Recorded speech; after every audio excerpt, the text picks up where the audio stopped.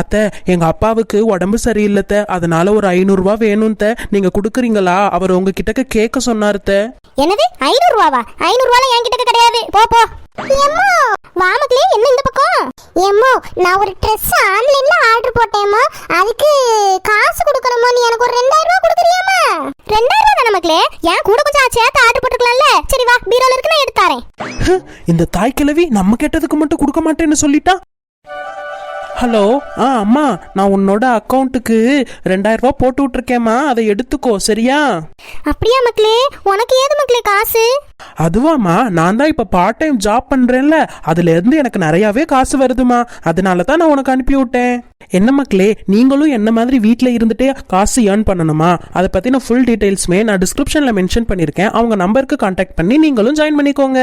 இது மூலியமா நீங்க யார்ட்டையுமே காசு கேட்கணும்னு அவசியம் இல்ல. என்ன மக்களே, ஜாயின் பண்ணிடுவீங்க தானே?